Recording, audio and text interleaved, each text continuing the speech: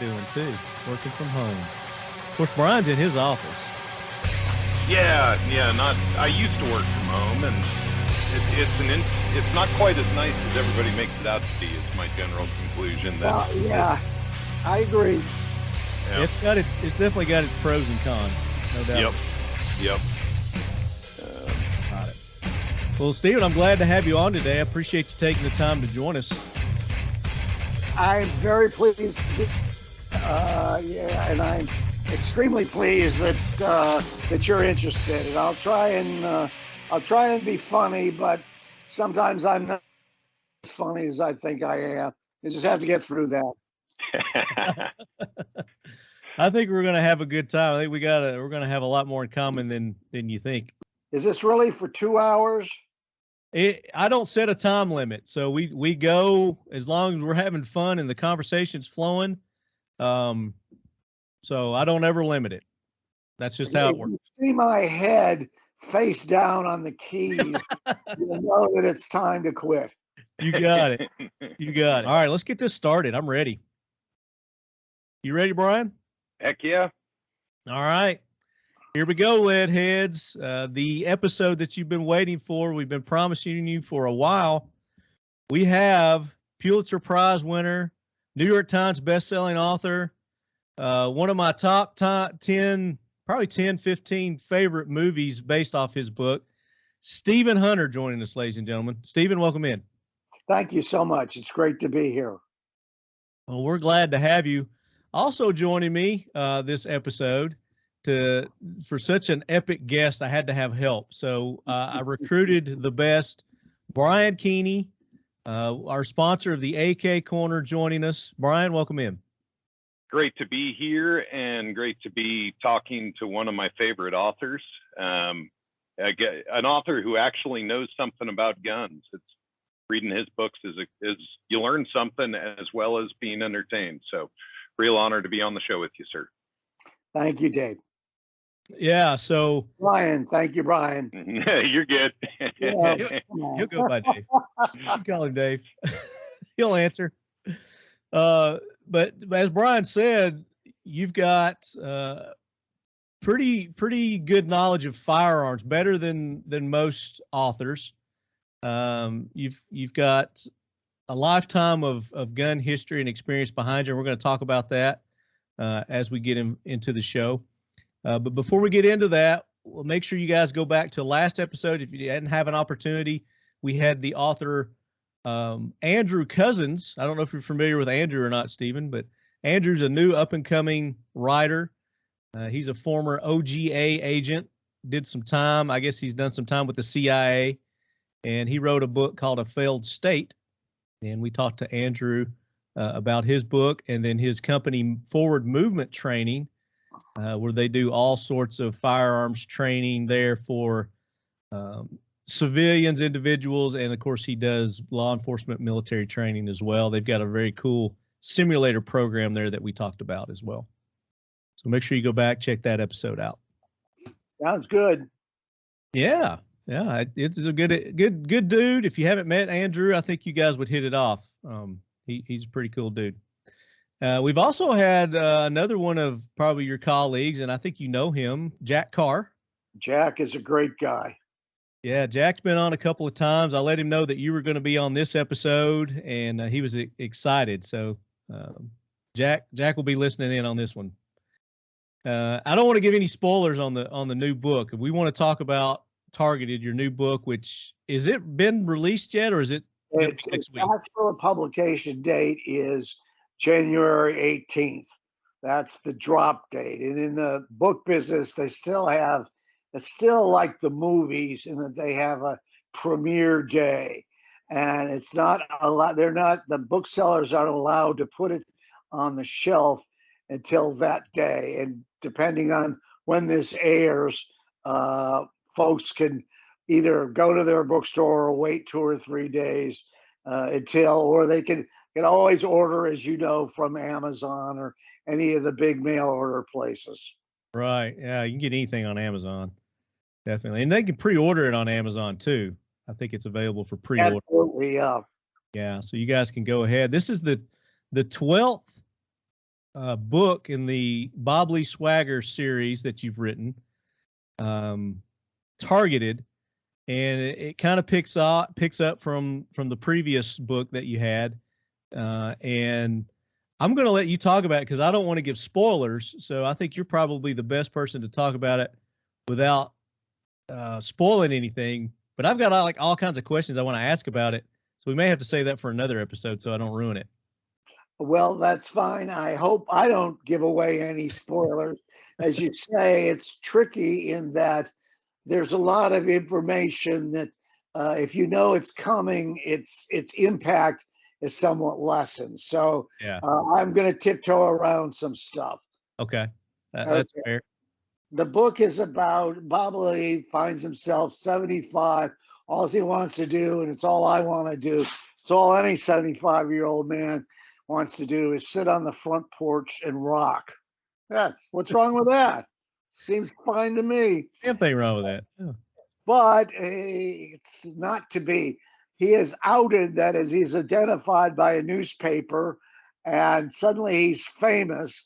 He doesn't like being famous, puts all kinds of pressures and annoyances on him.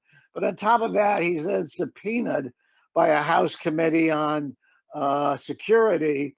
And it turns out that these folks want to use him as a kind of a fulcrum for a larger agenda, which has to do with use of force and with some of the cutting edge social issues that we're now facing in this country, as it appears that violence in certain sectors is much on the rise.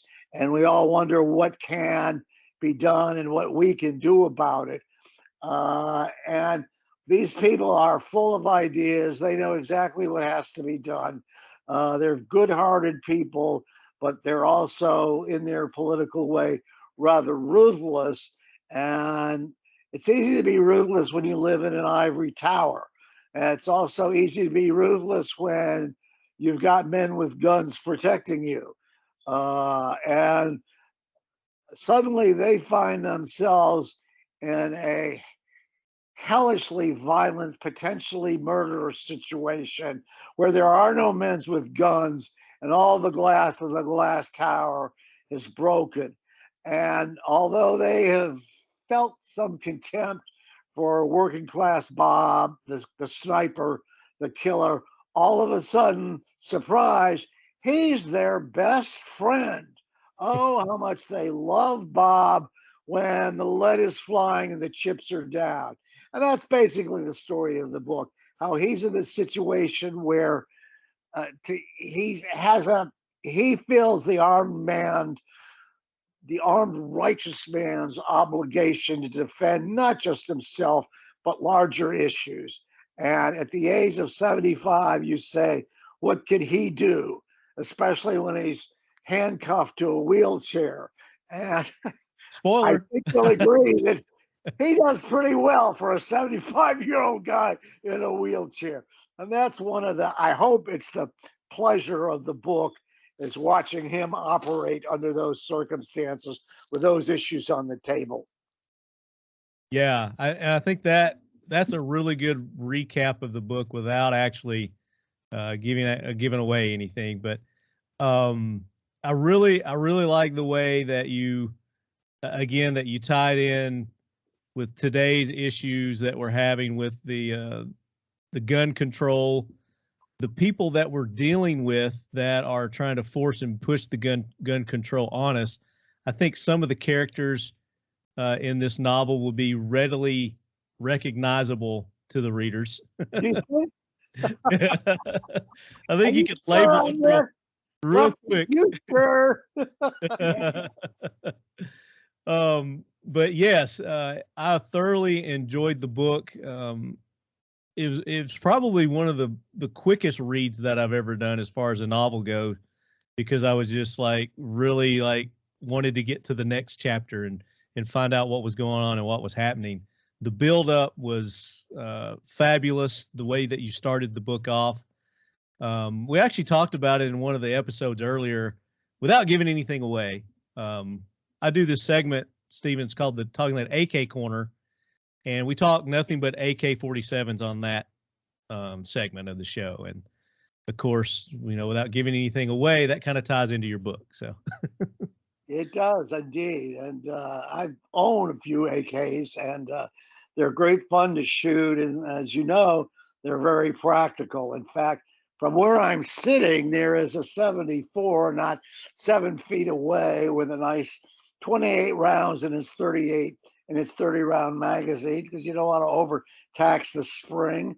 And it's Yes. not cocked, but it is loaded, and the safety is on. So I've got 2 gross movements: press down that big fat Garand safety, and then pull back and release the bolt. And then we're ready. Whatever happens, good, bad, or nothing, at least we're ready. At least we don't have to, end up screaming for help. Absolutely, yeah. Take care of ourselves, which is what Sergeant Callista guaranteed us 70 years ago in the turret of his T-34 at the Battle of Kursk. Very nice. We might have to get you on the AK corner. Yeah, I'm not an expert. I do a lot of shooting, but there are intricacies and nuances of the mechanics of the firearms that I have to acknowledge I can't really stay with. I don't have that kind of a mechanical mind. I can clean, maintain, and actually shoot pretty well, but I will never rebuild a gun or do anything remarkable to a gun. I'll just shoot it, You do what they were intended to be done. You shoot them. Exactly. That's why we have people like Brian in our lives that build them and repair them and modify them for us. Yeah, you're a man after my heart, sir. We make a U.S.-made AK-47 that has some modernizations that I think would have happened on their own in Russia were it not for communism. And when you look at the growth of the M16 and early AR-15s into what they've become today, we try to do that for the AK with sub-2 MOA accuracy, high reliability, much lighter weight. This is one of my guns here that Lefty's holding up, and it looks mostly like an AR on the outside. It has a Picatinny rear trunnion, so you can use all the hot swappable stocks that are available these days. Right. But under the hood, it's still an AK. And I love them for exactly the reasons you highlighted of simplicity, reliability, durability, and overall lethality. It's a pretty sweet spot for the everyday. And I'm holding up here. This is one of Brian's, so ODS 1775. For our video watching crowd. It's no longer probably true, but there was a time in my life when I thought that we were having troubles with the AR-15, or as the M4 as it's militarily called. And I thought the best solution to that, let's just take a couple of $1 billion and buy 4 million AKs from the Soviets. Hello, no more problems. Yeah, right. Exactly. Don't sell them to anybody. I'm sure they would have sold them to us. Oh, without a doubt. Yeah, the U.S. government for many years has been the largest worldwide purchaser of AKs. They yes. Yeah, under the average consumption under Hillary Clinton's State Department was around 200,000 a year that they would buy up from one location and then sprinkle the quote unquote freedom fighters around the Middle East. And isn't that interesting? Yeah, so we do buy a lot of them. I wish we would use them domestically, but oh well. Yeah, we buy them, but they never end up here. Yeah. And then they ban the importation of them, so we can't get back. Well, and luckily there's a bunch of larger outfits in the U.S. like Kalashnikov USA and Palmetto State that are making steel-cased ammo and steel forged components in the U.S. So I think American industry is going to pick up right when we need it to, which is the best outcome anyway. Yeah, I that was initially a blow, and I kept waiting. I actually had invested in several dozen, well, not that many, but 5 or 6 big cartons of big crates of 5.45. I thought I'd make a fortune. It didn't really happen. So if you guys want to buy some, I'm your guy. Yeah, but Nice. it doesn't hurt to have extra. You'd have to come and pick it up. I can't carry it up the stairs anymore. That We'll sounds be like the happy to plan. take some of that off your hands, no doubt. Mhm. I'm sure a lot of people would. And you can get in touch with Stephen at. No, I'm just kidding. So, Targeted coming out. As our listeners are listening to this, I'm sure it's going to be available. So you can go to Amazon. You can go to. Have you got a website? I don't think you even have a website. Not really. No, there might be a Simon and Schuster website.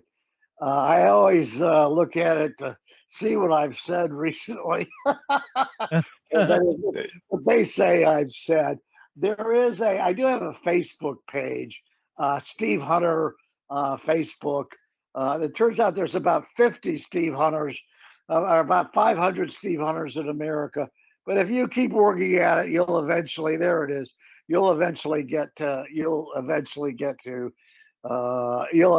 find something with my name and face on it. So, and I believe if you go to at Stephen Hunter author, that'll be the one, Leadheads, for his Facebook page. Is this that's probably right, but I don't even know. This one doesn't look right. It's hard enough writing the damn things without figuring out the web stuff. Well, that actually might be a great segue. As I was researching your life, I came across Esther Newberg as your first literary agent, which I don't know too much about the literary world, but she's kind of a giant of that field. Would you mind telling us a little bit about how you got started? Well, actually, Esther was not my first agent. She was my second agent. In the story of how I got her, she was a what's called a top tier agent. That is to say, a top of the list agent, which meant that her clients were generally bestsellers.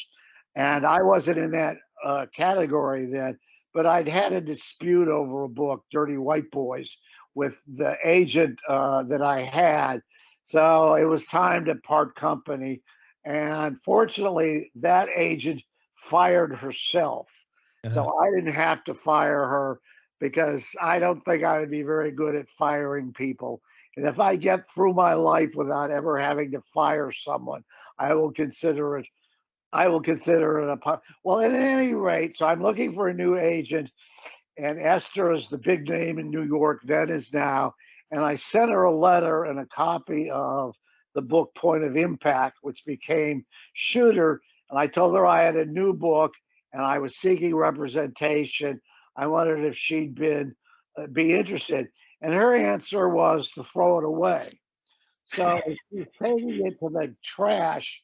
My letter falls out of the book. Shows how whimsical it can be. And it falls open. If it had fallen closed, I don't know where I'd be. But it fell open, and she started reading it, and she liked it.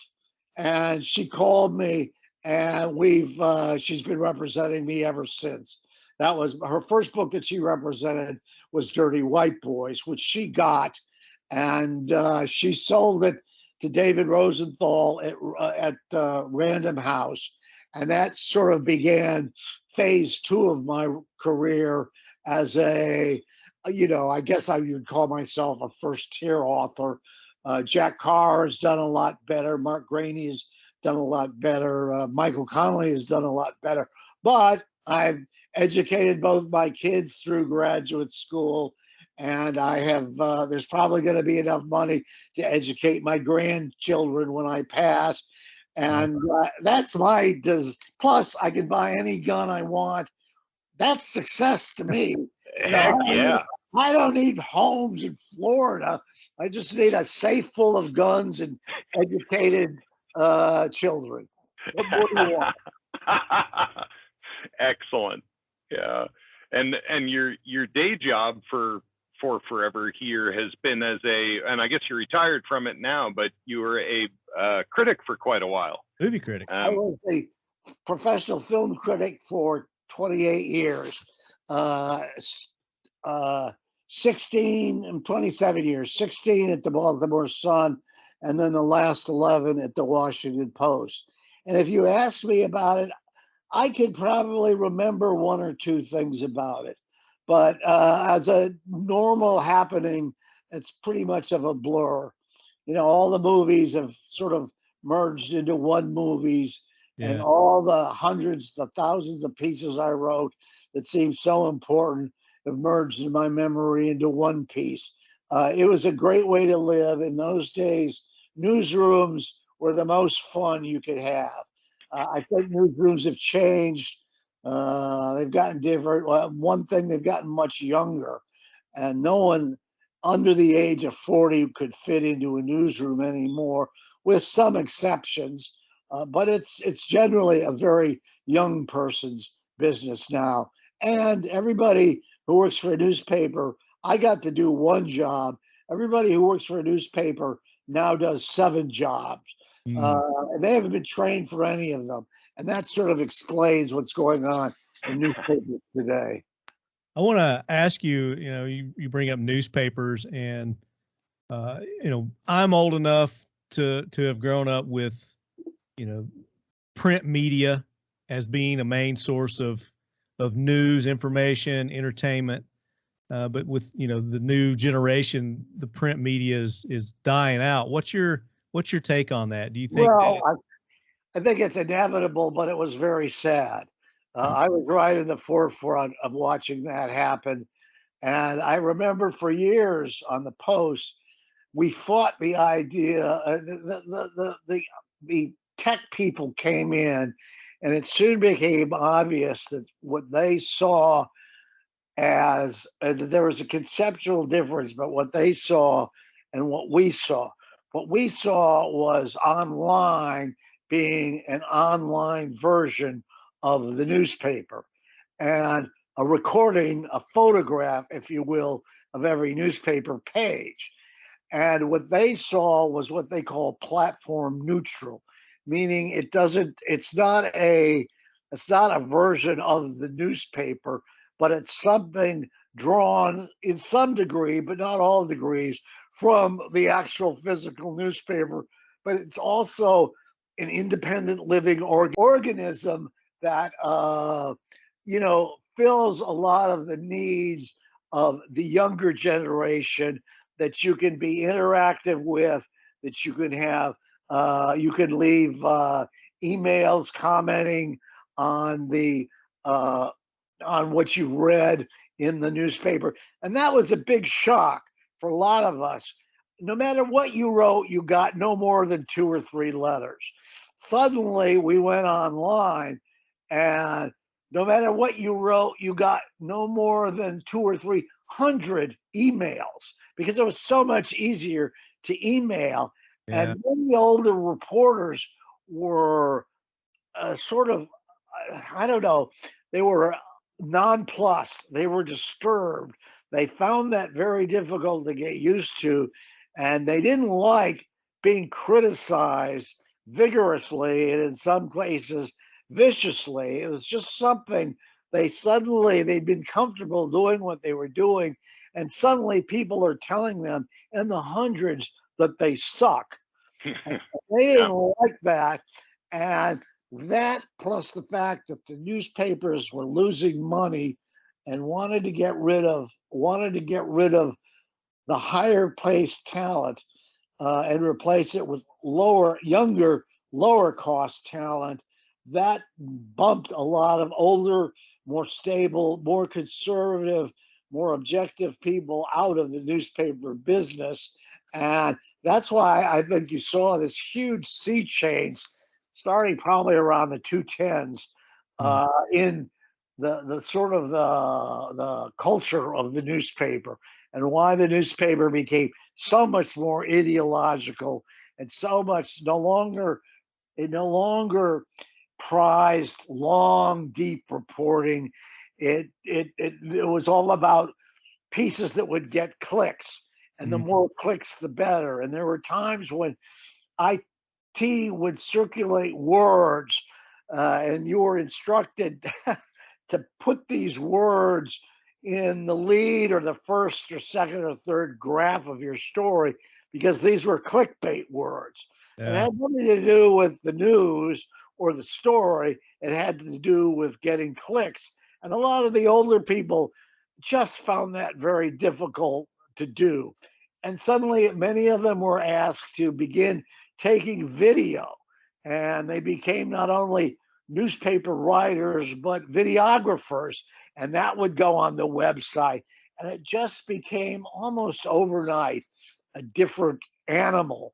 And as I say, a lot of the older folks, and I would not exclude myself from that group, found it difficult, found it hard to make that adjustment. The irony is that it also happened about 30 years previous, when newspapers went from hot metal to computers, or to computerized papers, and a whole generation of older people was just literally cut off at the knees. I mean, these were really experienced journalists who'd done all and seen all, and were expert at putting out a good, fast, tough, hot metal newspaper. And suddenly that experience was worthless, and they were left struggling with something new. And many of them conceptually never really got it. And the only way they could get through it was memorize the computer commands by rote. They had no idea what the computer commands meant.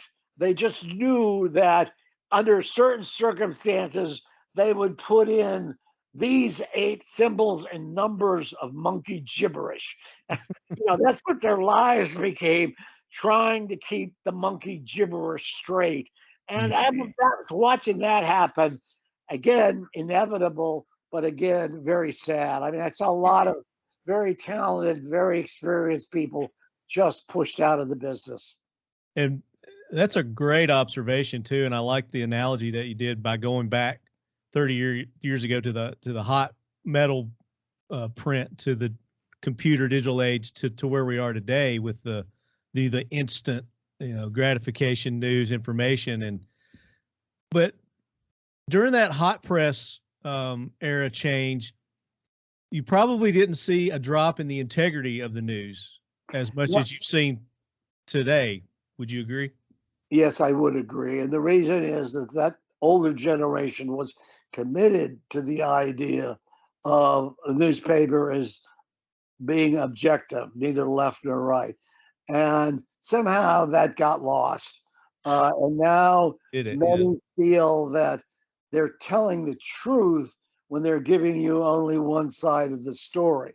And that, I think that's one of the reasons why the media is no longer trusted, why media people are among the lowest respected professionals in the United States. You trust your car salesman more than your local anchor person. And again, and you're not wrong.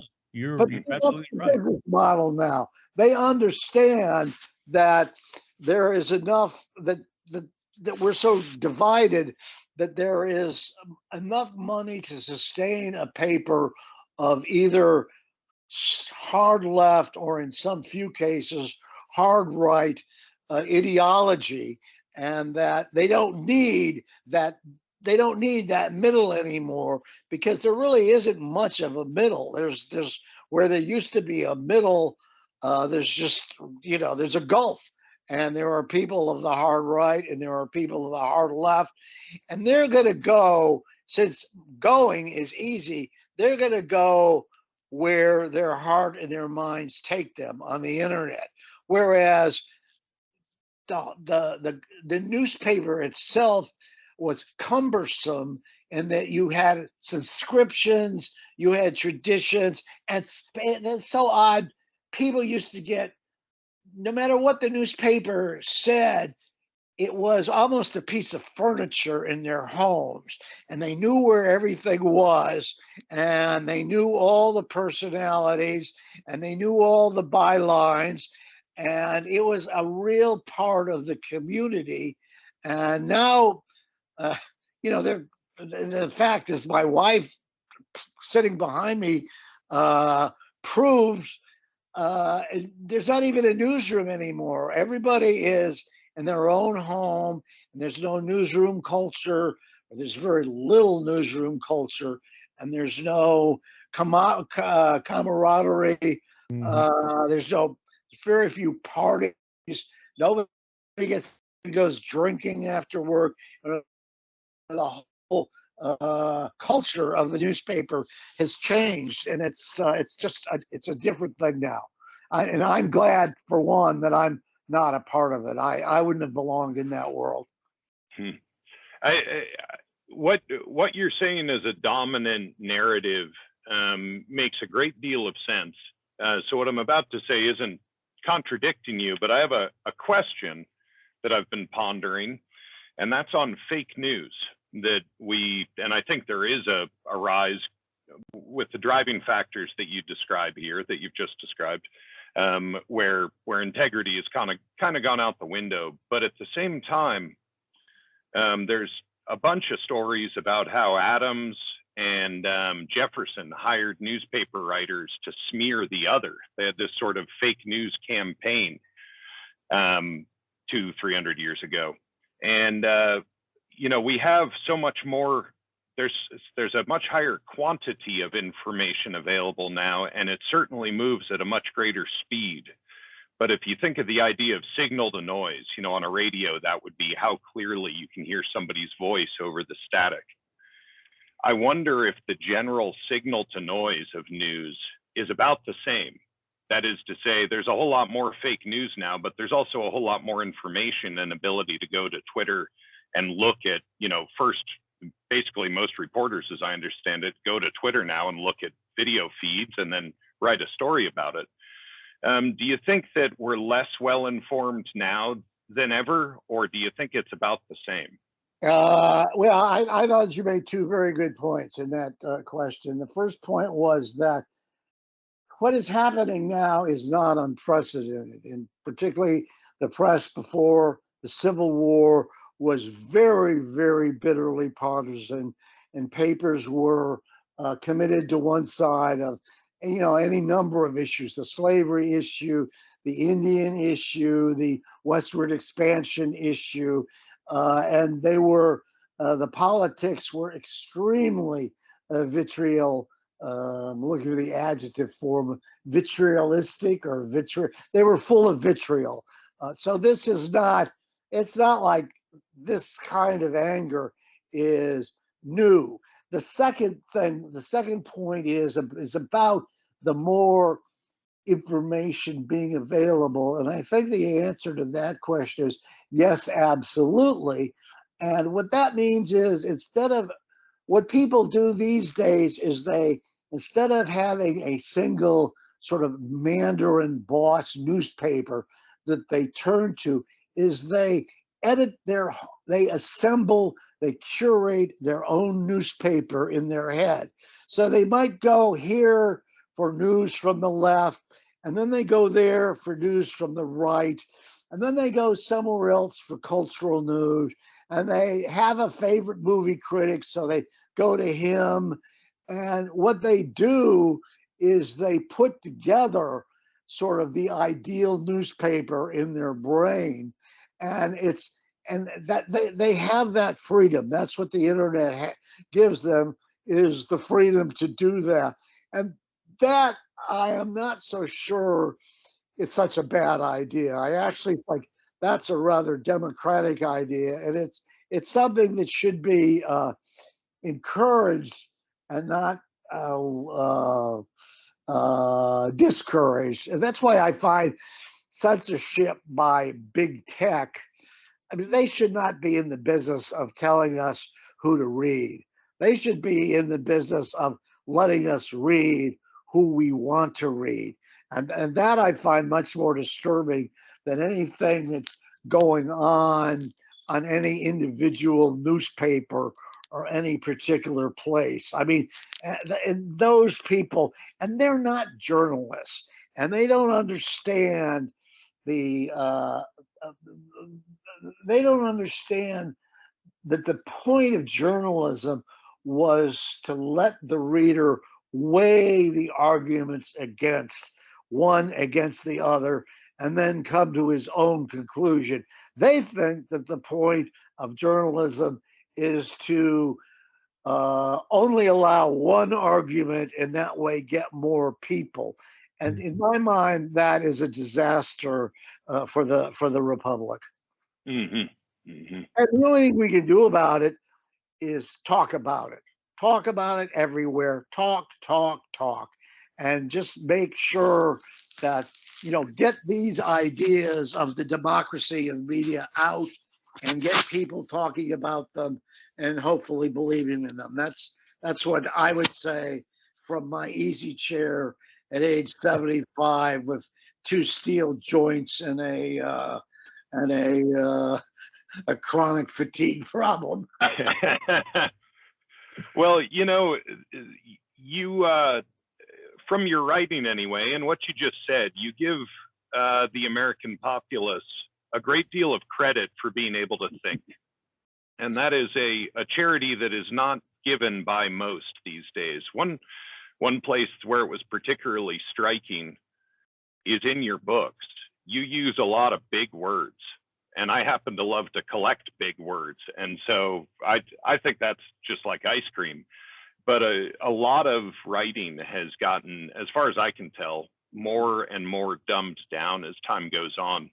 And I'm wondering if your diction, these choice of somewhat nuanced and complicated words, is conscious on your point. Are you seeking to have your readers learn a little bit about English, or is it just a natural, just how you write and you don't think much about it? Well, it's kind of interesting.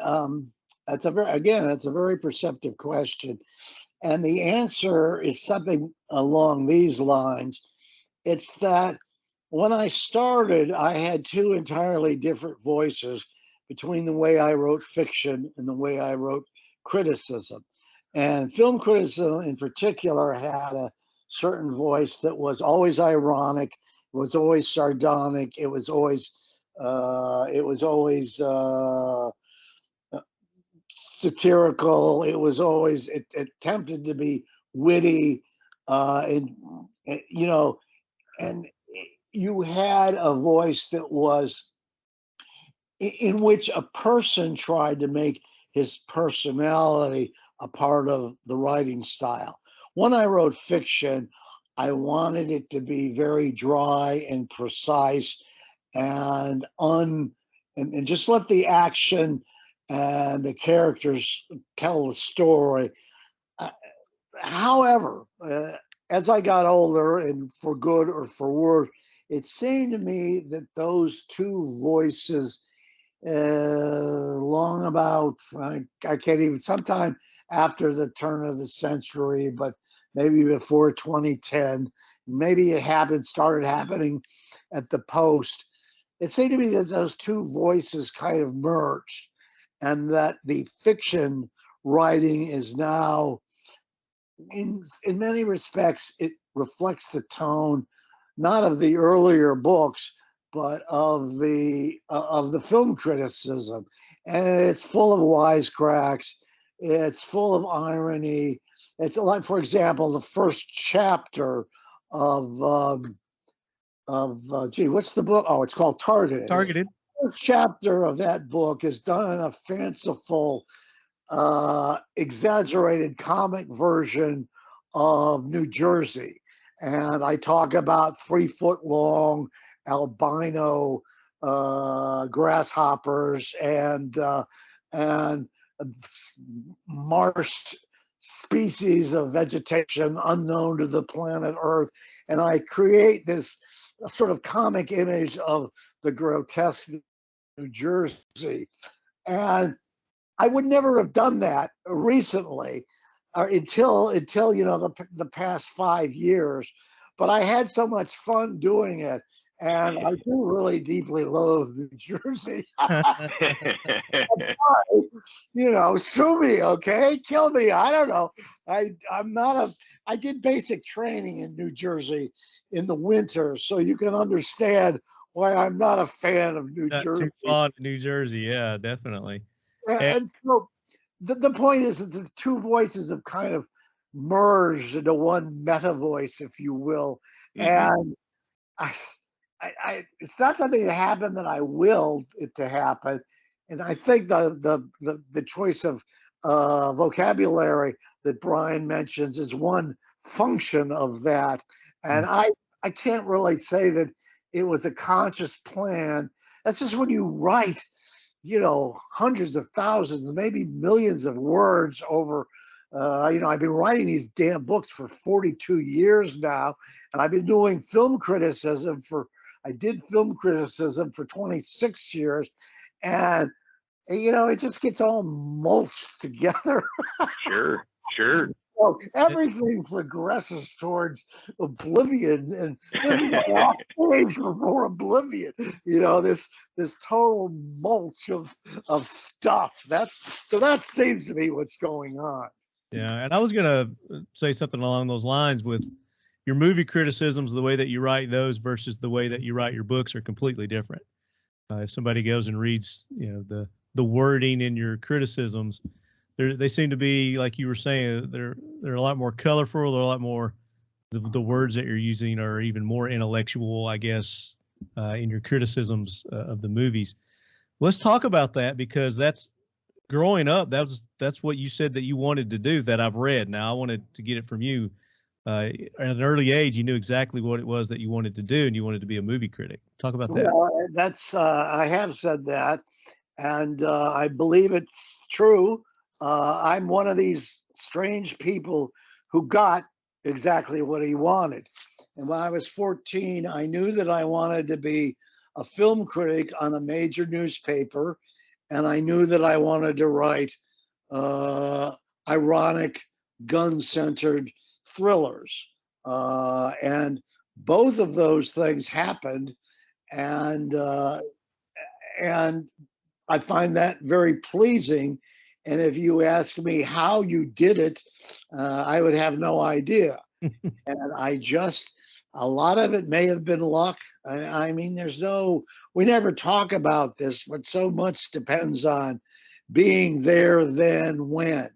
And, you know, if Maria Guanaschelli had not come to Baltimore from New York and invited me to lunch in 1977, this whole thing, you know, I might be a retired copy reader, bitter over how all the good stuff I thought was going to happen never happened. But she came and she was interested in me, and she asked to see a book, and she was an editor, and so we got on that train, and I was able to publish a couple of books, and the books helped me in the newspaper, because on that newspaper at that time nobody was doing anything, and the paper was in kind of the doldrums, and all of a sudden this book review editor on the least important part of the newspaper, the Sunday edition, is publishing books in New York City with famous publishers. And that got me a lot of attention. And so, what it did was it validated me in a certain way. And so the two fed off each other. The books helped me become a movie critic.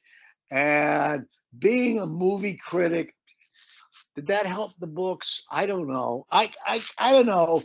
It somehow did. It did. I mean, it sort of all worked together. And what I used to always say is that the two separate jobs gave me the two separate pleasures of writing. And the first pleasure was hot and dirty. You're done today. Forget about it. It's gone. Start again with a fresh slate tomorrow.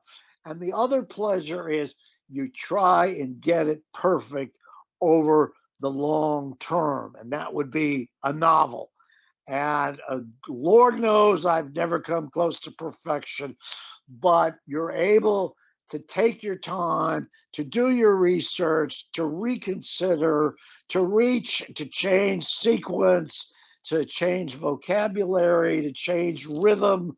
I will say the book that sort of put me in the big time was Point of Impact. And very late in that book, it was not working. I was in draft 5 and it was not working. And at the very end, I had an idea that made it work. And that idea was I took the one character who was a disaster and I split him into 2 characters. And the 2 characters were the military guy, Ray Schreck, and the CIA guy, Hugh Meacham. And those 2 guys had been one character, and he was too broad. You know what I'm saying? He had the military officers' practicality and get it done, but he also had the CIA agents' sense of nuance and long game planning and micro adjustments for a macro result. And when I split those into 2, suddenly that book got really interesting. And I have to say, I had a wonderful editor at the time at Bannon named Ann Harris, and she gave me a list of 14 ideas for the book. And guess how many of them I used? 0. However, in thinking about those 14, I came up with the 15th idea, which I've just told you, which was the right idea. And that's how the process works. Sometimes bad ideas are actually helpful because when you investigate why they seem bad, you see another way. And it's just as I say, it's just, you're just turning up cards. And then when nothing turns up, you shuffle the deck again and you turn up more cards. And sooner or later, it seems like more often than not, you come up with the right combination of cards. It's not the exalted word of God. It's turning over cards. Yeah. So there's sorry, go ahead, Marty. So I want to go back a little further into your childhood to know that you wanted to be a movie critic. I mean, you had to have had a lot of movies in your life. So how did you get the exposure? So you were born around what, 1947, 48? 46. 1946. Yeah. And of course, the 50s and 60s. There's some great movies that came out during that era. What were the movies that really influenced you that that's what I want to do. I want to watch movies. I want to write about movies, criticize movies. I want to write my own books. And of course, I mean, that's the tail end of World War II also. So you grew up in that era post World War II. Talk about that also. Well, indeed it was. And in the 50s, World War II was everywhere. It totally saturated the culture. 80% of the movies were about World War II. 70% of the books were about World War II. World War II, and of course, we didn't call it World War II. It was just called the war. And it was enormously influential on my, as I developed, between the ages of, I entered the 50s at 4 and left at 14. And those are the most vulnerable years intellectually, and because you don't have any defenses, you don't know any better, and that stuff just goes straight into your mind and stays there forever. And I grew up in a town called Evanston, and within walking distance there were 2 movie theaters. One was called the Varsity and one was called the Valencia, and there was actually a 3rd movie theater a little bit further away called the Coronet. And the 3 of them represented the 3 main streams in cinema of the 50s. The Varsity was the high tone pictures. It was the MGM pictures, it was the musicals, it was the big expensive pictures, it was the movies with the classy stars. The Varsity was the B picture house. And that was, you got a new double feature every week. That's where the monster movies played. That's where the horror movies played. That's where most of the war movies played. And the Coronet, which I didn't get until later, was the art house. And that's where the foreign movies played. And my father also seemed to like movies. He took me at a very young age to see The Magician, which was one of the first Ingmar Bergman films that was brought to America. And this was in the mid 50s, and I must have been, 10 or 12 years old. And I remember I understood that it was different, and I understood that it was very good. And I understood that there was this whole other movie world out there that needed to be explored and not ever understood completely, but you had to experience.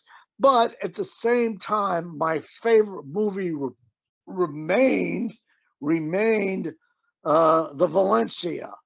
And I went to the Valencia every weekend, just walked down there with friends for it was in downtown Evanston, and saw all the Jeff Chandler war movies and the Rory Calhoun westerns and the and the Japanese. I remember Godzilla. I remember The Beast from 20,000 Fathoms. The first movie I ever saw by myself, that is, with other kids, as opposed to being taken to by my children, was The Beast from 20,000 Fathoms. And actually, I still, every time it's on TCM, I give it a watch. It stands up pretty well. I mean, I must say they did a pretty good job. And I think about it now, this is the first time it's occurred to me, but The Beast from 20,000 Fathoms was really my imagination. Mm-hmm. And it was blown out of the ice cap by that movie and Set the Walk. And all these years later, it's still clomping around. So, in terms of movies, as you say, the movies of the 50s through the 60s and the 70s, those were great years for movies. Those movies were about something. They were historical, or they were tight. The one thing I missed and didn't get around to until later was film noir. I had no idea what film noir was. And in fact, as an early on in my movie critic career, I knew there was something there, but I didn't know it had a formal name. And I remember writing a very early piece and referring to the movie as a wet street movie. And I didn't know there was a formal term, film noir, but I knew there was a look and a style and a set of ideas, and a set of actors and actresses that filled this world. I just didn't know what it was called. And so I invented a name for it. And, eventually, I learned, because I did a lot of learning on that job. And then the other thing, am I talking too much? I want to keep going. No, you're doing great. This is no. Oh, okay. The next thing I discovered, or simultaneously, was the newspaper. And there were 4 newspapers in Chicago at the time. We got the Sun-Times in the morning and the Daily News in the evening. And I loved the Daily News. It had a big sheet of pictures on its last page. And it was through the Daily News that I learned what film criticism was. Guy's name was Sam Lesner. I just would always look for Sam's pieces. He would write about the new movies and tell us what was good and what was bad about them. And suddenly it occurred to me that here was a guy who made his living and got some measure of community respect and attention by writing about movies. And that was much more, I mean, I understood that making movies was a whole different ball game, that would involve career planning and managing and ass kissing and negotiating a very tough industry. And I just knew that that probably wasn't my talent set, but writing about movies was something I could do. So at an early age, I was reading first Sam Lesnar. I was there in college when Roger Ebert came along, and I was discovering film criticism, and that, you know, so I wanted to tell the kind of stories that the Varsity had told me as a consumer of narrative, and I wanted to write the kind of pieces that Sam Lesnar wrote and I read as a consumer of journalism, and those goals were set. And as I say, I somehow managed to bring them both off by the time I was 35. And I don't know how I did it. I don't know what luck was involved. I do know that there were things that had nothing to do with me that were really important in that development. Yeah. There were things that stood in the way that miraculously, when I was ready, disappeared. Give an example. The internal culture of two newspapers.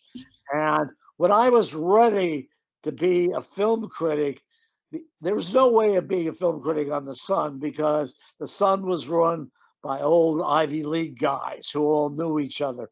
And they were not about to let some clown from the Midwest, who wasn't even in the real newspaper, but was in the Sunday features department, they were not allowed to let him have a key job on the paper. And they didn't, you know, it had nothing to do with talent, it had to do with pedigree. But just when that frustrated me the most, there was an internal revolution, and that whole apparatus was washed away. And suddenly, from finding me an annoyance, the new people found me the solution to all their problems. And so I went literally from a non-starter to the ace of the staff in about 6 months. Wow. It was incredible. And it had really little to do with me. It had to do with other internal forces on the newspaper that had been building up, that were demanding change, that wanted the paper, to get the paper out of the 30s, which is when it had been great, and get it into the, you know, into the 70s or the 80s, and try and make it great again. And I, you know, there's, as I say, nothing to do with me. I was just there then when. And so I became a movie critic. Epitome of right place, right time, huh? Yeah, Exactly. you know, you've made all these comments about not knowing what you're doing, and all the while I've been writing down things from business and self-help books that I've read over the years that you're nailing. And the first one, the easiest there, is there's a book called Good to Great. And one of that's about successful companies that beat all the odds. You know, this academic did a very interesting job this guy did a very interesting job of charting the success of companies. And one common feature of all the CEOs was that they were soft-spoken and talked extensively about all the luck that they had had. And I'm reminded of the expression, luck is the residue of preparation. And that goes down to one of Stephen Covey's 7 Habits of Highly Effective People, is to start with the end in mind. And at 14, you knew where you wanted to be. And then you every day you move towards that. Now, maybe some days you took 2 steps back and 1 step forward, but you always wanted to do this and you went out and did it. And then the other ones, you talked about doing both movie criticism and novels, which are sort of diametrically opposed in some sense. And there's a guy named Tim Ferriss, who wrote a book called The 4-Hour Work Week, and he prescribes the method that you were using. And he talks about Parkinson's law, which is that a task expands to meet the time allotted for it. And that's the novel problem, right? There's no end date. There's artificial end dates, but I've heard all the time of these novels stretching out years and years. And then you've got Pareto's law, that's the 80-20 rule, right? That you're going to get 80% of the benefit and 20% of the time. And so you had this practical scissor in your life between Parkinson's law and Pareto's law that are synergistic in fantastic ways. And it's just, yes, maybe it was luck that you ended up with those 2 dual roles, but holy heck, what a stack of for those out there listening and wanting to build a career, you could do a lot worse than incorporate those 4 things. Remember that you need luck, start with the end in mind, and then Parkinson's and Pareto's law. So I'm heard quite impressed of that, Stephen? Have you heard any of that stuff? Do what? I said, have you heard of any of that stuff? Those people that Brian have talked about there? I don't read them, but I do recognize some of their principles, and as they filter toward me, or as they drift towards me, and what Brian just said, I found very, very, very interesting, and I actually agree with it, that there are principles that some people just know and some people don't. And I'll give you another one that's very similar to those. And ironically, I read a piece on how to do science, and it was by, I don't know, some very well-known, maybe Charles, the sort of radical Charles, he's Hungarian, Charles Fentonay or something like that. Anyway, he wrote a very short essay on how to do science, and it was extremely useful, but it was also how to write a novel. And in retrospect, it's how to do any big, daunting task. And it begins with 2 words. I used to do a lecture, which was called, I would teach you how to write a novel in 5 words. No, in 6 words. And the first 2 words were start now. I run into people all the time who are on the verge of starting their novels. Somehow they never do. They don't. But you have to start now. They can always find an excuse. One of the most common is they've got to do the research. Well, not really. You can do the research as you write the book. And it's actually more efficient that way, because then you know exactly what you need, as opposed to, when I just finished a book on set in World War II. It's set in Normandy in 1944 in what was called the Bocage, which is where the U.S. troops got hung up by German snipers. And so I bought 10 books on the Battle of Normandy. Did I read all 10 books on the Battle of Normandy? No. I went to the index of each book and I looked up the word bocage, and I read 10 2-page sections on the Battle of the Bocage. And that was enough research. I didn't have to have a big picture. And maybe I lose some things by not getting the big picture, but I don't stop writing. I don't lose the book. What people do is they lose contact with the book, and you've got to keep going, you've got to maintain connection with the book. The second 3 words, this will be 5, and then there's a 6th. The second 3 words are work every day. And that's what I just said, because it's so much harder to start back up than it is to go upstairs for 30 minutes and work. Just do it every day and don't make it drama. Don't make it angst. Don't make it anything, explosively operatic. Make it habit. It's like brushing your teeth. You wouldn't dream of spending a day without brushing your teeth. Okay? So build it into your life that you wouldn't dream of spending a day without working on your book. Make a point that you only don't work on your book if it's physically impossible. Like you have a flat tire, you spend 7 hours in a gas station waiting for the new tire to be brought in. You get home at 4 a.m, dead tired. That's an excuse for not working on the book. But don't not work on the book because, I worked real hard yesterday. I need a break. That's the way to death. That's the true road to oblivion. Okay, one more word, maybe the most important. The last word is finish. I don't know why people can't finish. I don't know if it's a talent or if it's a freak of personality or what it is, but so many really talented people just can't finish the damn things. And maybe 10 times more talented than I am. They just don't.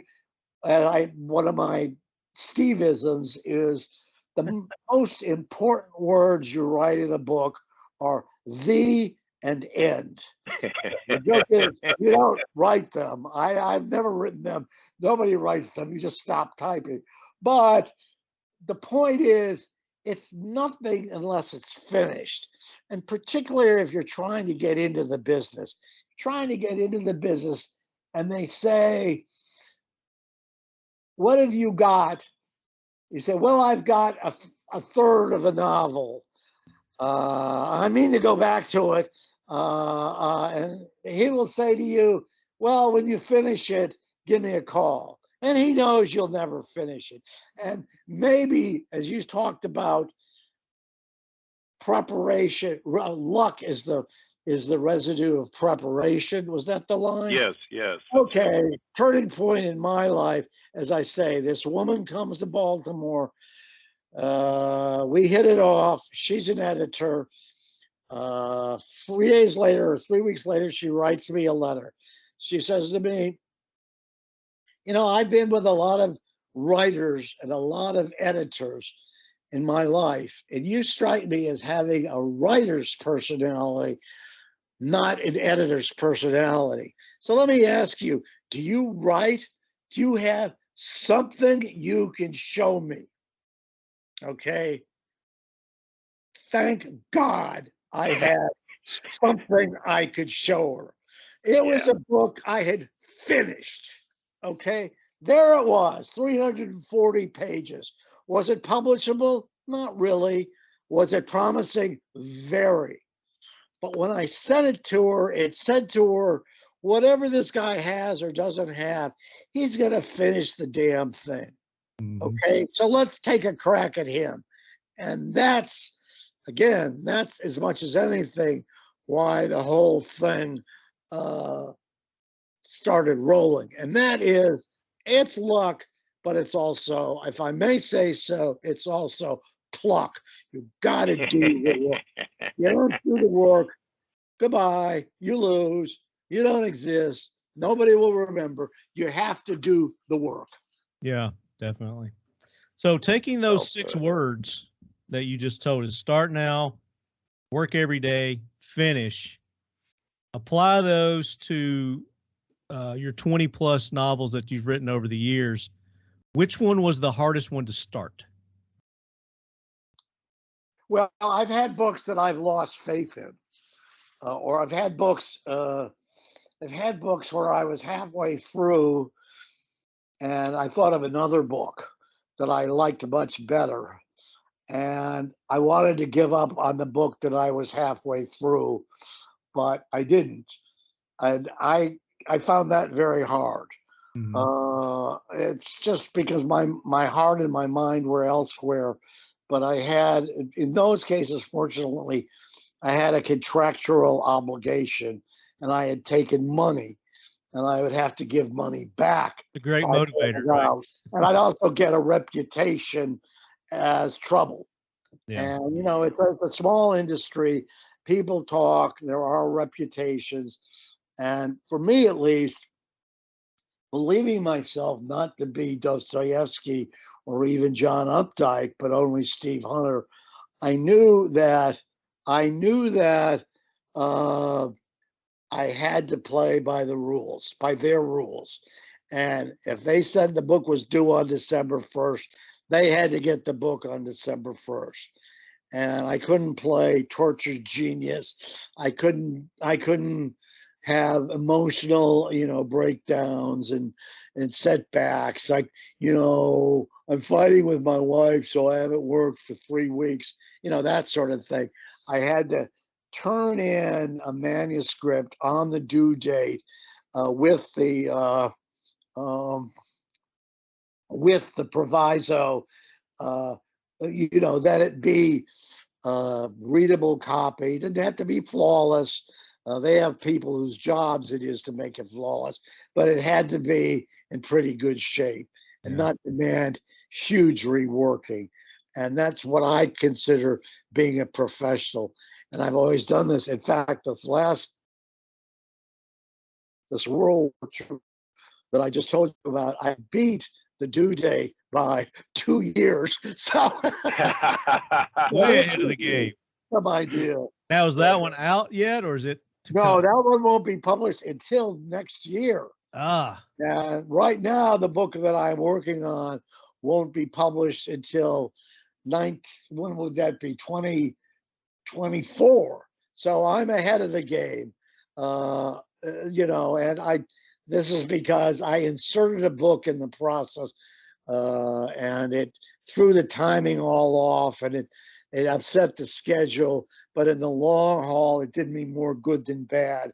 And it gave me this it let me do the book way ahead of schedule, because it's a long story. It's too tedious to tell. But I published a book called Basil's War, which was based on a book I'd previously written called Citadel. And turning Citadel into Basil's War only took a month. So I managed to get a full book out of a month's worth of work, as opposed to the usual 16 months of work or 14 months of work. So I'm 13 months ahead of the game right now, which is where I am for whatever. Time is on your side. Different. Time is on your side to turn another one of your Bobley Swagger books into a movie. Good question. And the answer is out there. I told you, I told myself. Say it again. You broke up. We lost you at. My answer is.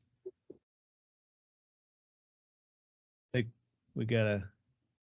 Okay. I don't know. Right now, nothing is in development. There are some scripts written. There are some projects that are barely alive. They're on the most intense kind of artificial respiration. But that is a town in which deals can appear and disappear in hours. And if something happens, I could go from oblivion to stardom and back to oblivion again in a week. And there could be movies. I think they're waiting until I die. You're never going to be in oblivion. Yeah, no, I think they're saying. You have marked your place again. You annoyed us so much as a critic that we're going to wait until you are Yeah, DEAD, dead, until we turn all of your books into movies and make all of your heirs very wealthy. But that's okay, you know. Well, Yeah. for the listeners out there, Shooter is one of my favorite action movies, and it is not a pimple on the ass of the book. So for you folks that are wondering if it's worth reading Point of Impact and the other books, the answer is a profound yes. They're very good. Would you mind talking a little bit about what you like best in shooting? It seems like you've got a great deal of understanding and knowledge when it comes to bench guns and bolt guns and precision shooting. Has that been most of your shooting career, recreational as it is? No, in fact, as opposed to my writing career, my shooting career is a loser's career. And by that, I mean, I start and I stop. I flit from discipline to discipline. I enter a certain house of guns and I spend a year or two there. And then one day it's not interesting to me and I move on to another house of guns. And one consequence of that is I have become pretty good. I'd probably make, had I started earlier, I probably would have made a pretty good 3-gun shooter.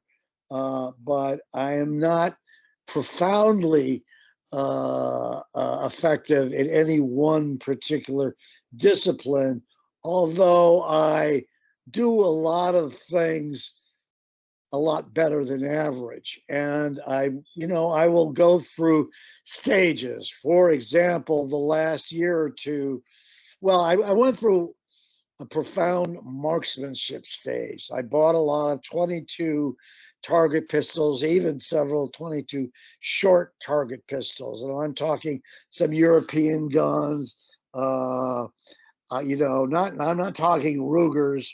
I do have one Smith 41. I do have, I've got a Hammerly. A gun I like very much is a French gun. God, what is it called? Looks like a Buck Rogers ray gun.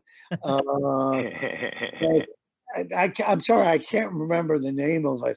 Looks very Art Deco, as a matter of fact, very 30s, and it's a very accurate pistol. And I have one in 22. I have one in 32.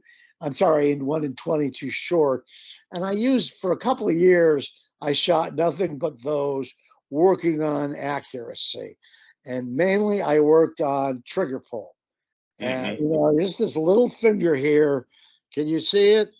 It's just amazing what discipline and refinement is necessary to make it work effectively. And how, there's some people with more gifts than others, but whoever becomes a good shooter, it starts with having an educated trigger finger, and a trigger finger that can do consistently and doesn't get that 5th shot flyer. And I'm the best shooter in the world for 4 shots. And then along comes number 5. Hello, Anne Arundel County, where the hell? And that's my bane. Although I've gotten better over the years, and in fact, I will tell you that when you let me go,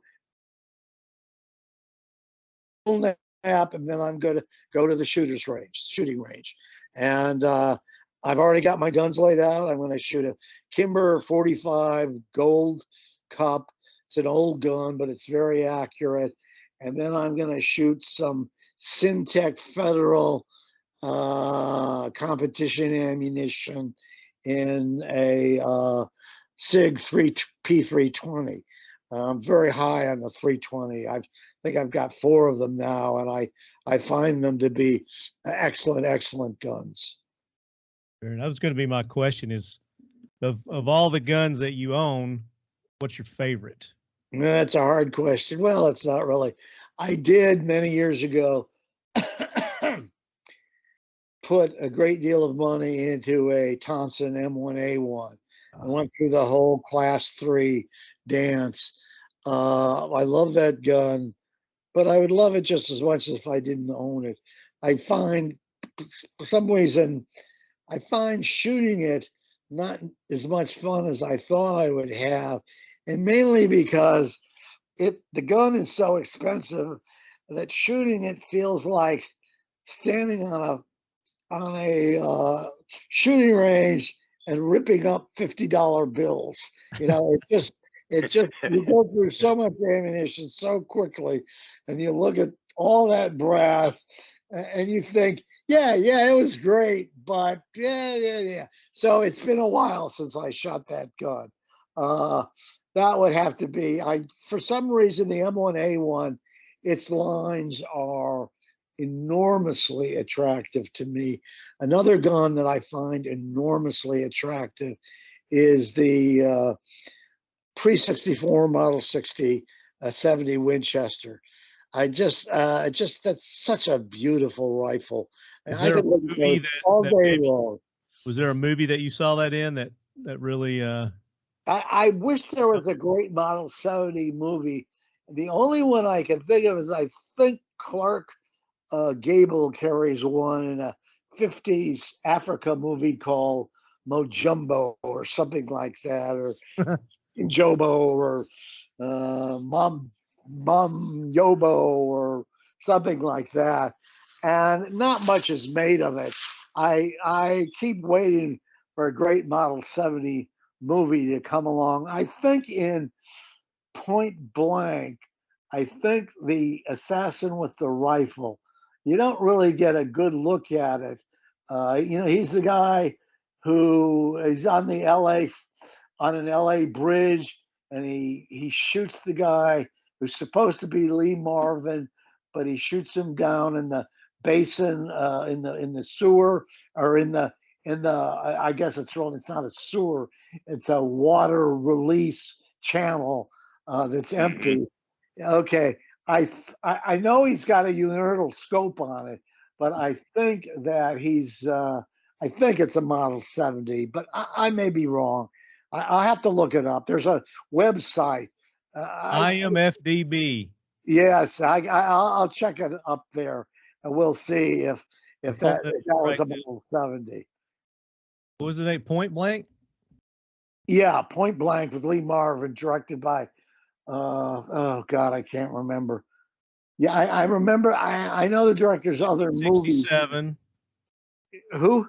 It's 1967 crime thriller. Lee Marvin as Walker, a thief who finds himself betrayed and left for dead by his partner in crime and his wife after a successful heist. That's it. Okay. Yeah, and it's written by Donald Westlake. That was the original book, but who's the director? Let's see. The director. Several adaptations during the film was loosely inspired by the 1997. No, that's not telling me here on IMDb. IMFDB. Here, let me share my screen. That way you can see it.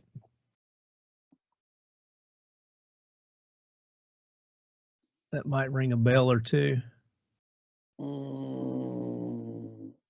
they're the guns he uses. I don't see a Model 70. Walther PPK. Here we go. There we go. There it is. And is that a Model 70? Winchester Model 70. There is the universal scope with a shortened barrel. Is a Model 70 with a shortened barrel? Yeah. Cool. Hell. I'll look that up. That's cool. Yeah. So there's a Model 70 movie. And as I say, Mogambo with Clark. I think Clark Gable. I can't offhand. If we ever do a Carlos Hathcock movie, because Carlos used a Model 70 in far off Vietnam 50 years ago. With a new Nerdle scope, if I remember correctly. Yeah. So now, are they? So you have one of those, right? You said you have a Model 70? I do, yes. Nice. Yeah, in fact, right now, I have a 30-06, which is being rebarreled. It's a very easy rebarreling, rechambering. You don't have to rechamber. Well, you do have to rechamber, but you can use the same bolt face. Is a in 6.5 by 55 Swede, which has become my favorite rifle caliber. I mean, it's the proto 260 and the proto 6.5 Creed, but it's just a great caliber. Low recoiling. It's very extremely good wind resistance, high velocity, and extremely accurate. And I own now a whole variety of 6.5 by 55s, and I hope next spring and summer just to spend, every day at the rifle range. It's too cold for me now, but just shooting little holes in little black pieces of paper 200 yards away. And that to me, what? That's like more than that. That's the most therapeutic thing I could do. When I get home. That's okay. That's fine. So it looks like that Model 70 was used in a bunch of movies. Mad Max, Dirty Harry. Oh, yeah. Okay. And Dirty Harry.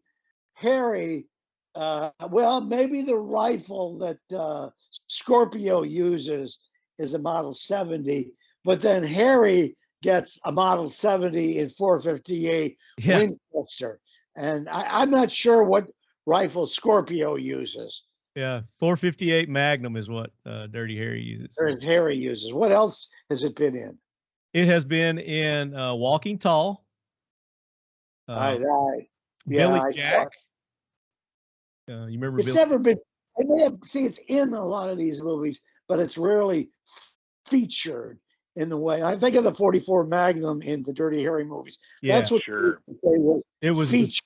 The star. That was a character, but I can't recall a movie in which a Model 70 pre-64 was featured.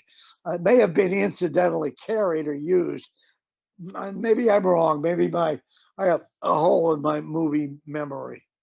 Yeah, well, of course, this IMFDB, like, even if it just made an appearance, they'll have it on here. So it's kind of cool. Point Break. There was one in Point Break. The Australian police officer had one. So I got a question. Sorry, go ahead, Marty. I was going to ask, in your years of critiquing movies, I guess, what was your favorite movie to have critiqued, or maybe your favorite critique of a movie? Well, see, when a movie critic thinks about pieces he's written, he thinks about his best piece, whether or not the movie was any good. And so I will remember the pieces better than when I it's so odd because I still get people who say, I remember that piece you wrote on X. That was fabulous, blah, blah, blah, blah, blah, blah, blah. Sometimes it's a movie I can't even remember or a piece I can remember. But the one piece that I thought I will admit also that there were movies that I was good at and movies I wasn't good at.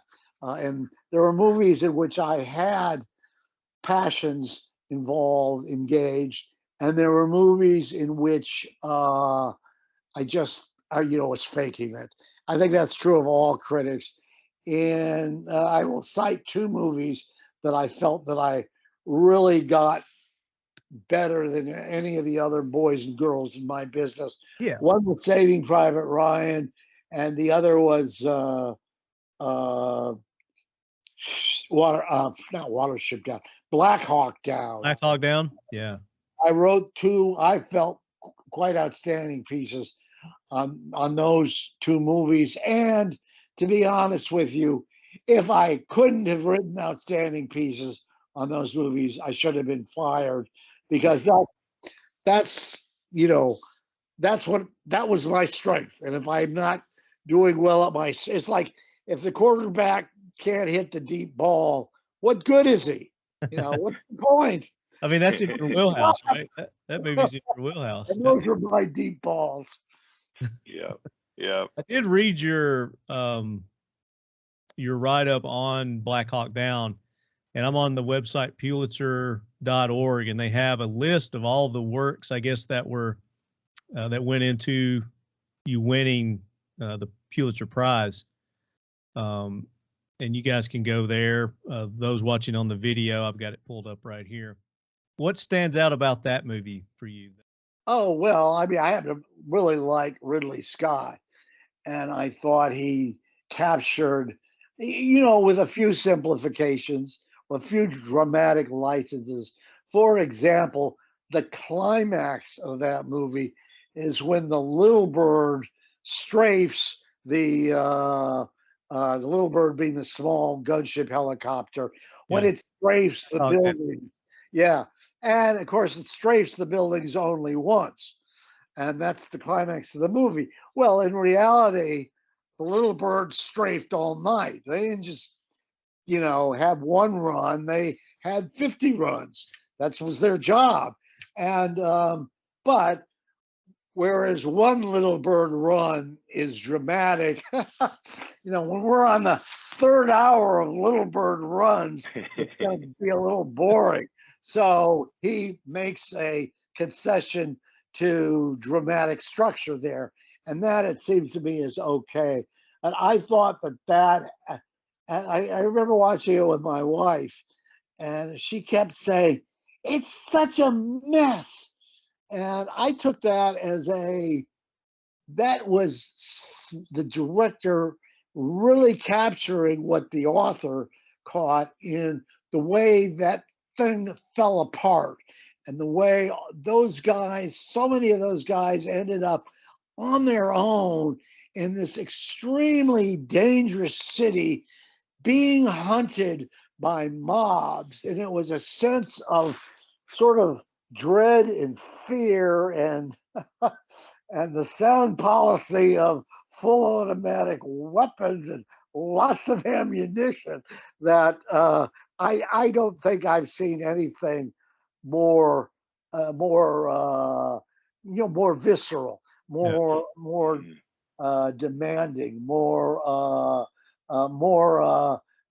that felt realistic to me, even if, as they say, some of the stuff was, you know, truncated or you know, if some of the stuff was cut for dramatic purposes. Yeah, it's like you said, it was a very immersive movie. It did bring you into the movie, make you feel that you were in that chaos and that, you know, that battle.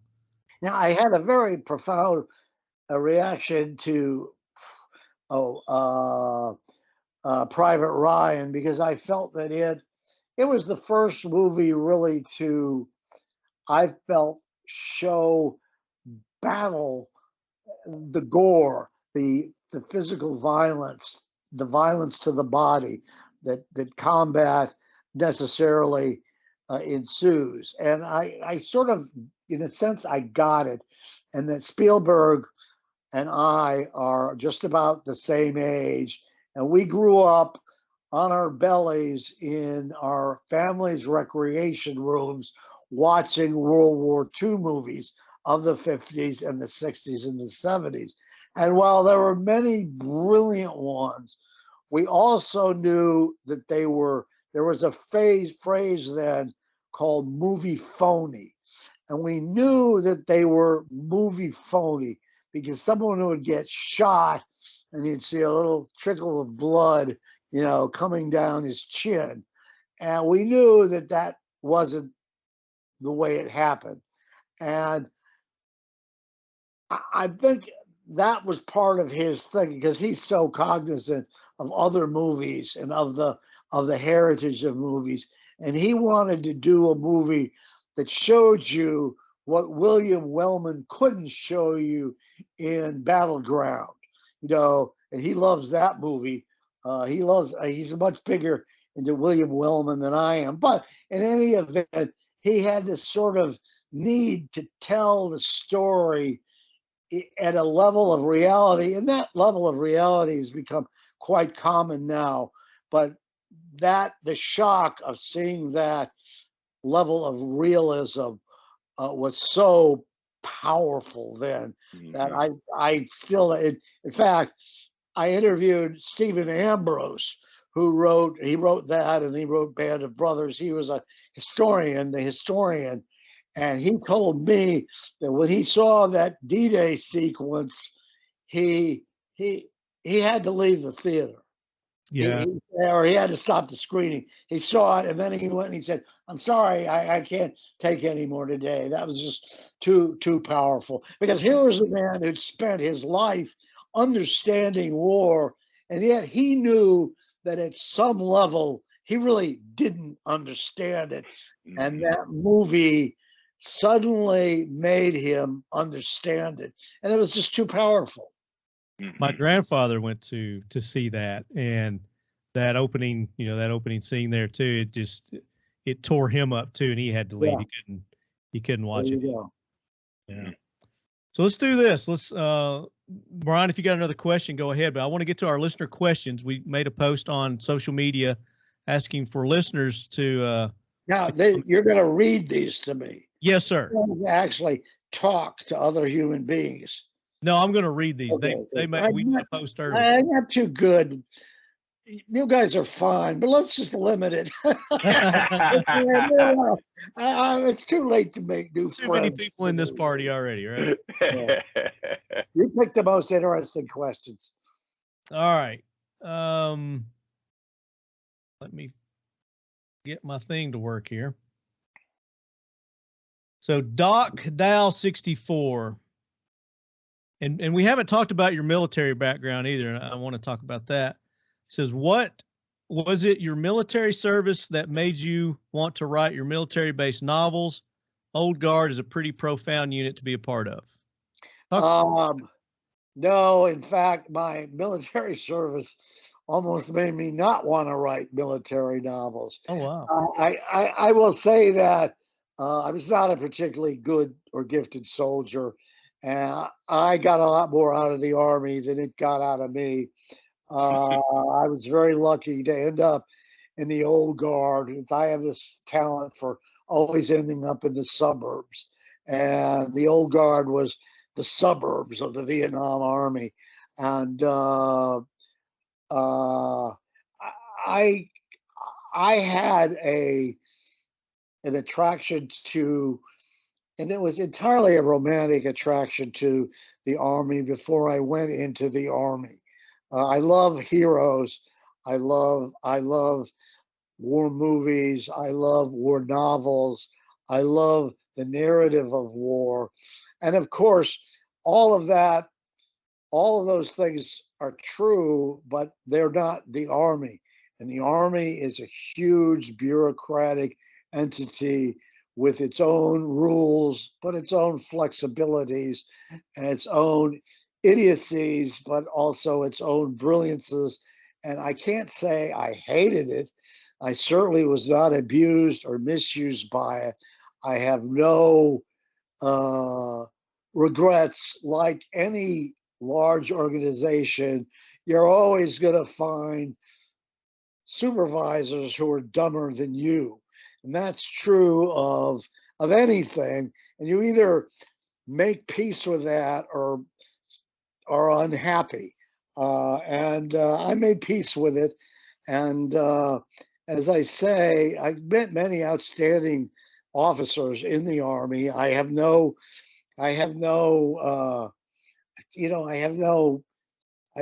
villains in the Army. Everyone I met was either good or trying to do the best that they could.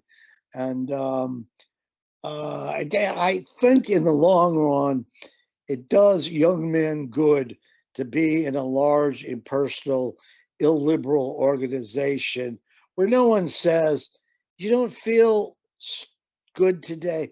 Okay, take some private time, find a safe space, and come back and you'll feel much better tomorrow. You know, no sergeant I knew ever spoke like that. You know, they were too interested in giving you private space. You know, you had a job to do, and they expected you to do it, and They didn't expect it; they demanded it, right? it was, yeah, and it's good at 22 to be forced to do something you don't like and to learn that there is stuff that has to be done because it's part of what you're there to do, and your feelings one way or the other aren't uh, appropriate, aren't interesting, don't matter, and that discipline is good. uh, It's a good it's character a builder. good thing to experience. And when you get to be my age, then you can say, you know, I don't want to do that. I want to take some private time. But you know, don't do it before age 75. I don't know. Maybe it's changed now. Maybe that's one of the things that's going on that I don't approve of. But I just feel that it's a good thing to do. That it's a good experience to have. Good answer like that. Brian, did you have anything to go along with that question?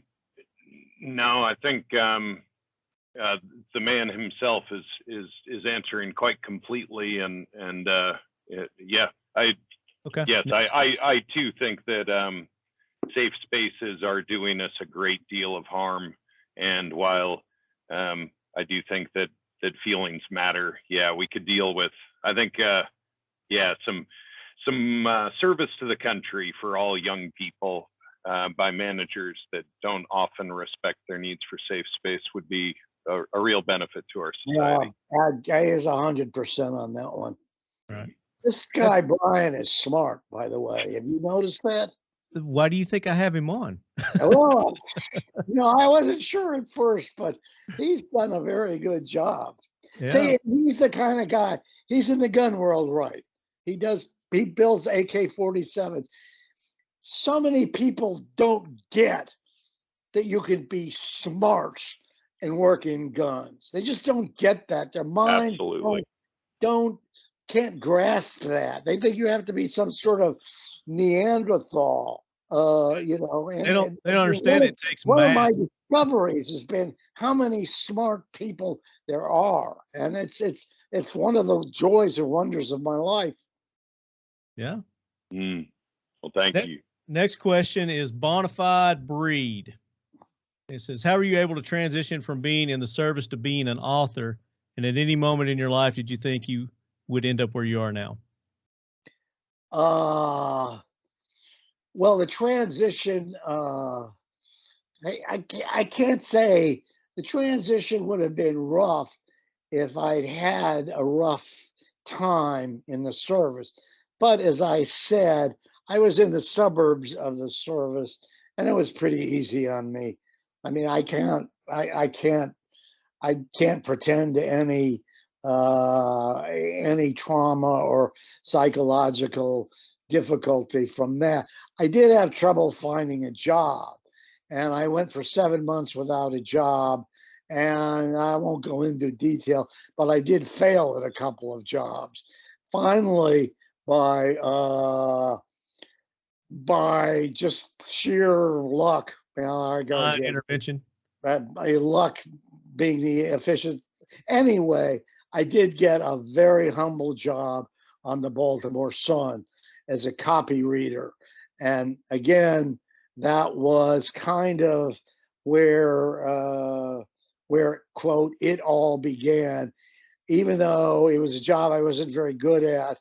And the only thing I could say, in those days, we're talking 1971, nobody got fired. You know, if you were hired and you didn't work out, they just found a place to dump you because the organizations were so prosperous that they carried deadwood. And so much of America in those days was just clotted with deadwood, newspapers particularly. But I was able eventually to go from deadwood to star, and that progress felt very good to me and is very meaningful to me. And I still, again, I think back how I did it, and I don't really know how I did it, except that, yeah, well, I do know how I did it. The way I did it was I wrote my way out of the deadwood to the star. And I'll tell you a very tiny little self-serving story, but one of the things I had to do, I had to work on the Sun magazine, and this was not fun work. And I had to do photo captions, which I hated. But sometimes the artist would, just for visual reasons, he'd include a little block of type and a photo layout. And I got one of these, and I said to the guy I was working for, "What do I put in here?" And he said, "I don't know. John wants a block of type there to set off the balance of the page. So write something about the subject of the topic that the story is about that has some meaning, something, it can be something from the story or something about the story." And it had to be, the way we did it was, it had to be 32 picas and 18 lines or something like that. So I did it, and I just made something up, and I didn't think about it. And the guy who got it didn't say anything about it. The only thing he was concerned was, A, were the words spelled right, and B, more important, did it fit? And so it got into the magazine under the excuse, it fit.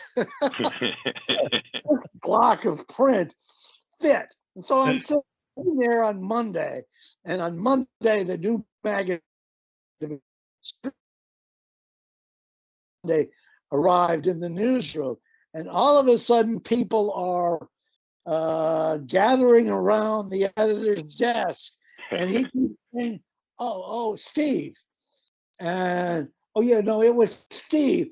And nobody, this little block of print, it could have been more than 40 words.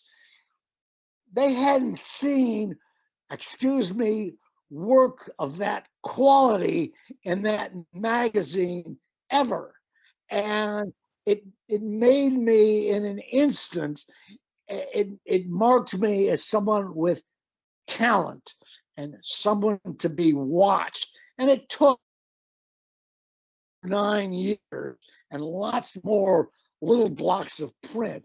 But just being able to do that made it was so important to me. It filled me with such confidence, and it made me think that maybe I could have a future in this industry. And, it's on little things like that. Keeps the fire burning. Right? Yeah, that the fire is lit, or the fire continues to burn. So that was that. Guys, I have to say, you can tell my voice is about ready to burst into We're wrapping it up. We are wrapping it up. Can we tighten it down now? Yes, sir. Yes, sir. We're gonna wrap it up right now. But I can't let you go without maybe getting your commentary on today's events that are going on, because a lot of novels will integrate, implement current events and things that are going now. Jay Allen wants to know, are there any upcoming content inspired by what's going on in our world today?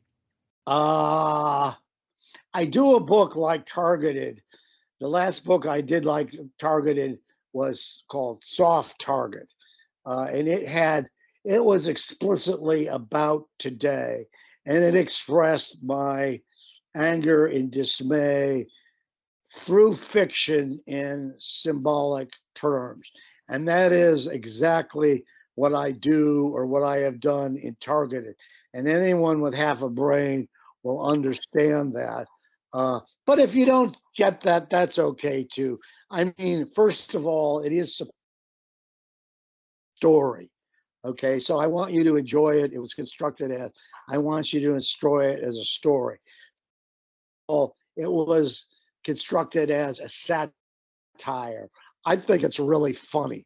I think my portrait of two politicians are really funny. Spot on. And third of all, I don't know if it's a service to an agenda, but it is in service to certain values that I do not want to see forgotten. Now, those values will underlie my books, say, coming out next year, and it has no, because it's World War II, set in July of 1944, it doesn't seem to have anything to do with today's America, but its values are the values of World War II, the values of just and commitment, belief in nation and culture, and belief in good over evil. And those values will always be in my work. I'm not, those are my values. You don't like it, don't buy it. But I'm throwing the dog to change. Very good. Awesome interview. Thank you, Stevens, for taking the time to be on. I talk too much. This was great. You guys. This was great, and I appreciate you spending this much time with us. Glad the pipes held out. It was good exercise for your pipes. Yes. But I'm excited that you're going to the range, but I'm bummed because I'm not going to get to go with you. And I understand that you're going to be at SHOT Show as well this year. I'm not going to SHOT Show. Did you think I was going? I have gone. I misunderstood then. David said you were going to SHOT Show. I had asked to go. In the end, it didn't work out. I'm not too anxious at my age and vulnerability with the COVID back in the most heavy way. I'm not too anxious. It's here, and the liquor store and the firing range. Those are my three destinations. Well done, sir. Thank you, Brian. I love your priorities. Those are awesome. Those are mine as well. And I'm not going to SHOT Show either. This will be the first time in 10 years that I haven't gone, other than when they canceled it. Brian, I don't think you're going to go either, right? I'm going to Vegas because I got to do business meetings, but I don't think I'm actually going to go in the show itself. They're being too fascistic. SHOT Show crud happens every year where people get gnarly flus, and I don't want to be in with Corona going every year. It's just called the SHOT Show crud. Yeah.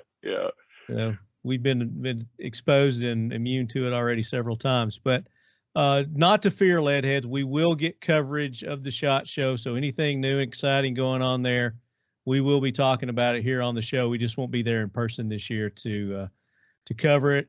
Bill Doe's going to be there, Bill Hampstead, and anything that we need to know about, he's going to inform us. So we got it covered, definitely. Again, Stephen, thank you so much. Go to Amazon.com, go to Simon & Schuster.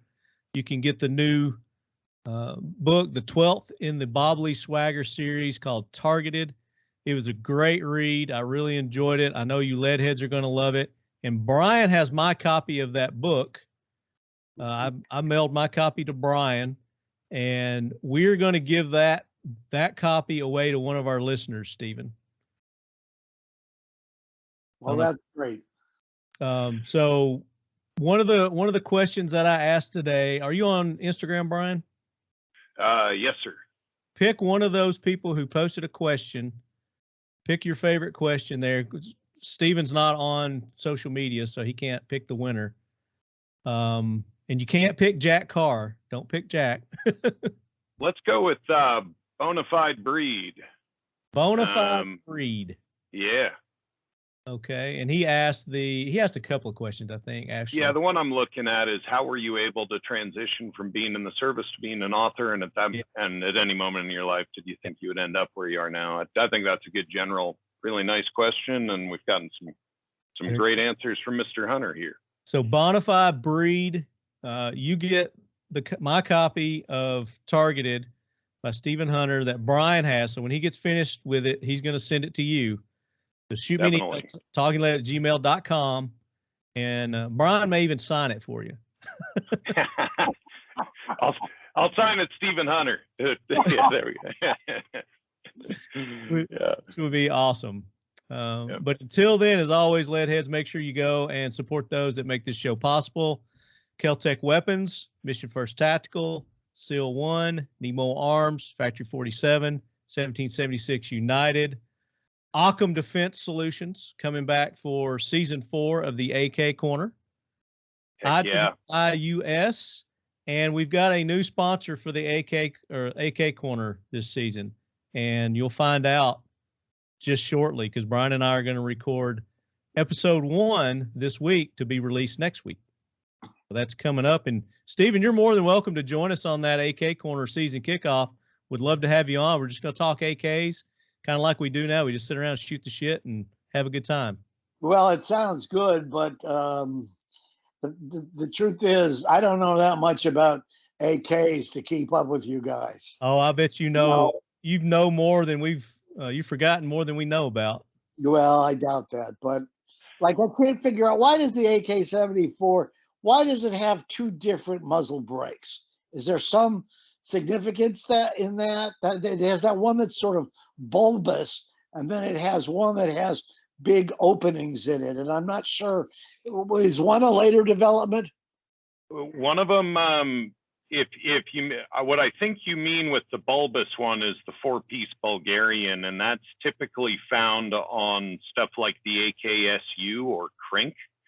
And the purpose of it is to sustain the pressure that is present at the gas block to give a little bit longer time for the piston to be actuated for cycling. When you without that thing, you only have a very, very small time at which the bullet is past the gas port but has not yet left the barrel, and we call that dwell time.